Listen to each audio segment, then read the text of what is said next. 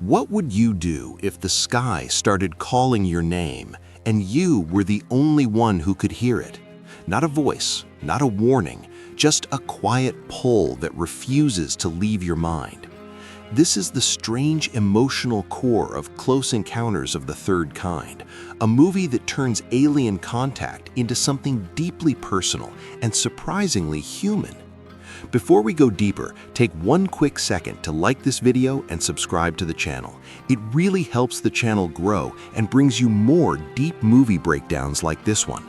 Now let's step into the mystery. The story does not begin with loud action. It begins with something calm and very unsettling. In a quiet desert, a group of experts discovers military planes that disappeared decades earlier. They are not damaged, they are not buried. They look almost carefully placed, as if someone returned them.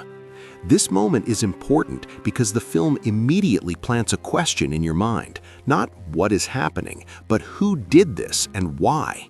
That small shift creates a slow-burning curiosity that drives the entire story. Soon after, strange lights begin appearing in the night sky across different locations. At first, the lights look almost beautiful. They move smoothly and silently, without the harsh noise people expect from aircraft. Witnesses are confused more than terrified. That emotional choice is very deliberate. Instead of instant panic, the film builds a quiet discomfort that feels much more realistic. One of the most memorable moments arrives during a normal nighttime drive. A car stops at a railroad crossing. The road is empty, the air is still. Then the warning lights start flashing, even though no train is coming. For a brief second, everything feels wrong in a way that is hard to explain. Then bright lights appear overhead, flooding the road with intense color. What makes this scene so powerful is its restraint. There is no sudden explosion, no attack, just hovering light and the heavy feeling of being observed. It is calm and deeply unsettling. After this encounter, something changes inside the witness. Daily life continues, but it feels slightly out of place.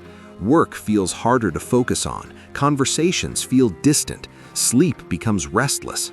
The film carefully shows how the unknown does not always arrive with noise and chaos. Sometimes it arrives quietly and slowly takes over your thoughts. This is where the movie becomes very relatable. At its core, this is not only a story about aliens, it's a story about obsession, about the feeling of being pulled towards something you cannot explain.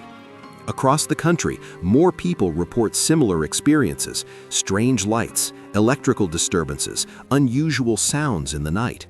The pattern becomes too consistent to ignore. At the same time, scientists and officials begin quietly studying the events. They do not panic publicly. Instead, they collect data, track patterns, and try to understand what intelligence might be behind these sightings. One of the film's most unique ideas appears here: communication through music and light. Instead of weapons or threats, the unknown visitors seem to be sending signals. This creative choice completely changes the tone of the story. The visitors are mysterious, yes, but not immediately hostile. They seem curious, careful, almost cautious. Meanwhile, the psychological pressure keeps growing. The pull toward the unknown becomes stronger each day. Normal routines begin to feel meaningless compared to the strange feeling building inside. Have you ever had an idea or feeling that wouldn't leave you alone? Something that kept returning no matter how busy you were? The film uses this very human experience to keep viewers emotionally connected. Soon, a clear image begins appearing again and again in the minds of those who had close encounters: a strange mountain shape. People begin drawing it, sculpting it, even building it without fully understanding why. This repeating vision becomes one of the film's strongest hooks. It creates mystery while also pushing the story forward in a very visual way. At the same time, the government response becomes more serious. A remote location is quietly prepared. Scientists arrive. Large equipment is installed. Something important is clearly expected to happen. What makes the build-up so effective is patience. The film does not rush toward its big moment. Instead, it slowly increases tension, allowing curiosity to grow naturally. As the pressure builds, personal lives begin to strain. Relationships become tense. Work suffers. The unknown continues pulling stronger and stronger. The movie quietly asks a powerful question many viewers feel deeply. If something bigger than your normal life called you, would you follow it? Eventually, the mysterious mountain shape is identified as a real location. Those who experience the lights feel an overwhelming need to travel there, even when they cannot explain the reason logically. Meanwhile, officials create cover stories to keep the public away from the area. This adds another layer of tension. If nothing unusual is happening, why go to such extreme lengths to hide it? As night falls over the remote meeting site, the atmosphere becomes heavy with anticipation. Scientists wait. Equipment hums softly. The sky remains dark and empty. For a long moment, nothing happens. This silence is intentional. The film understands that anticipation can be more powerful than action.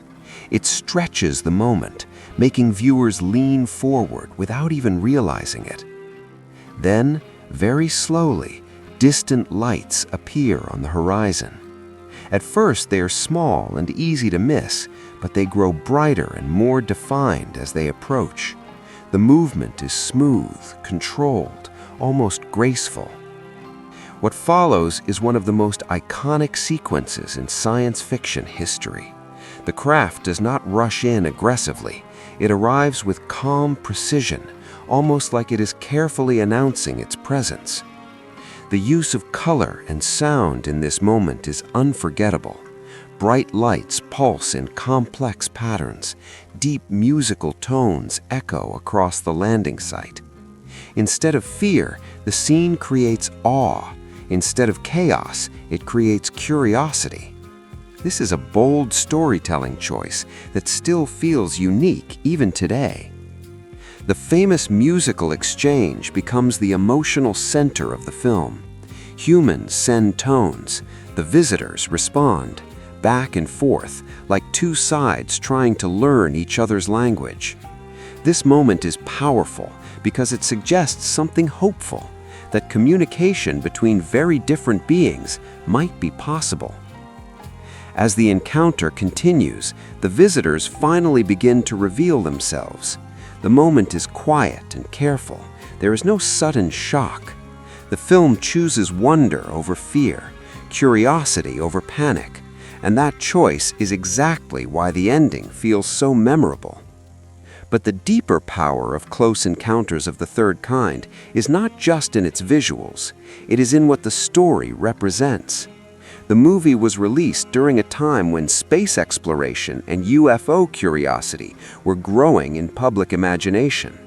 Many people were beginning to seriously wonder whether humanity might one day make contact with something beyond Earth. Instead of presenting aliens as invaders, the film presents them as unknown visitors trying to communicate.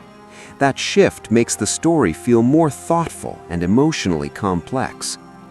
It also reflects something very human, the desire to explore the unknown, even when it feels uncomfortable or risky.